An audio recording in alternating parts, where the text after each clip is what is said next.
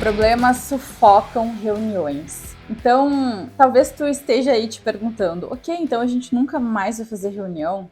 Reunião é desnecessária? Não, reunião é muito necessária. A gente precisa ter agenda de reuniões como rotina para conseguir ter alinhamentos necessários, mas sempre com um objetivo bem definido, com uma proposta para aquela reunião, uma finalidade, onde através de reunir toda aquela equipe, aquelas pessoas na mesma sala, falando de um objetivo, com um direcionamento, com um foco para que todos consigam falar sobre aquele assunto na mesma sintonia. E isso gera muita disciplina e autodisciplina do próprio líder, para que ele consiga sempre ter esse foco de caso a caso, assunto a assunto, reuniões direcionadas para que elas sejam produtivas.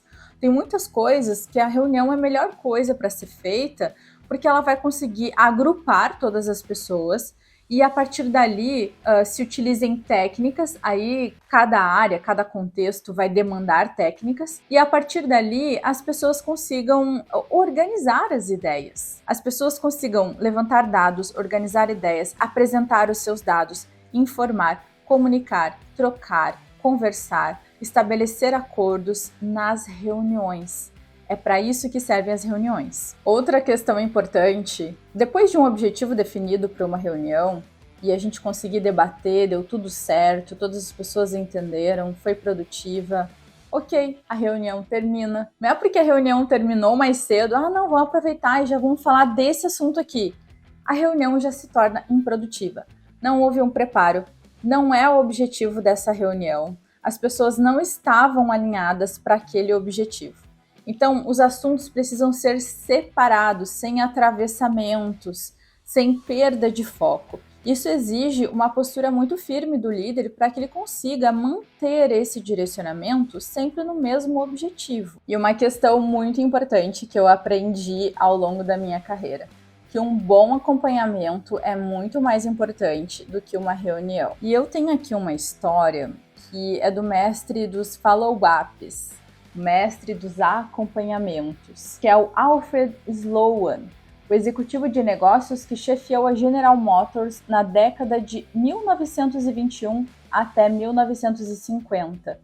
E ele passava a maior parte dos seus dias úteis em reuniões, 3 dias por semana, em reuniões formais, comissões com membros de determinados grupos, de áreas, outros 3 dias em reuniões de objetivos específicos de executivos da GM, de forma individual, com um pequeno grupo de pessoas. Então, o que o Sloan fazia?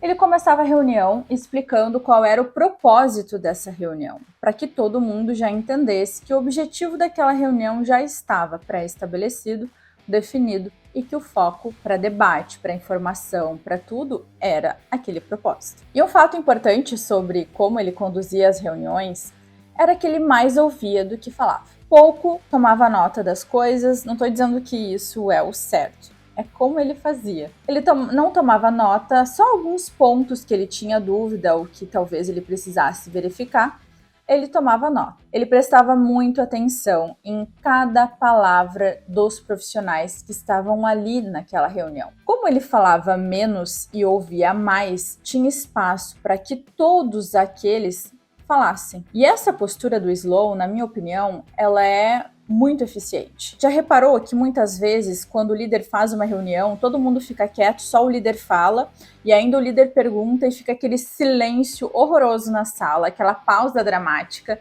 e parece que ninguém está de fato de corpo e alma naquela reunião. No início, vai ter essas barreiras, resistências e medo das pessoas falarem.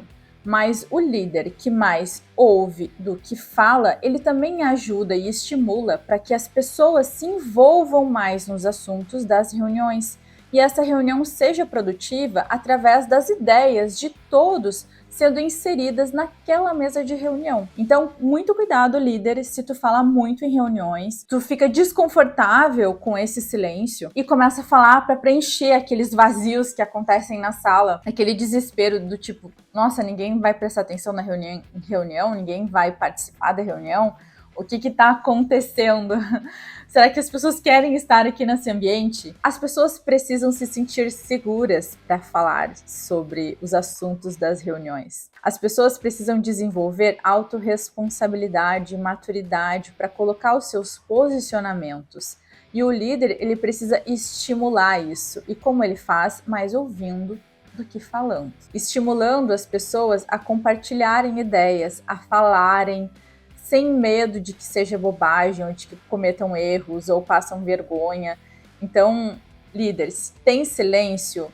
No primeiro vai ter um grande silêncio, no segundo, silêncio médio, até não ter mais silêncio e as pessoas se acostumarem a falar mais na reunião, porque tu deu espaço para isso. E ao final da reunião, depois que Sloan escutou todo mundo, o que ele fazia? Uma ata dessa reunião, onde ele colocava os principais tópicos, as tarefas combinadas nessa reunião e os responsáveis. Enviava para todos aqueles da reunião, para que todos entendessem qual que era o seu papel dentro daquele assunto que foi debatido.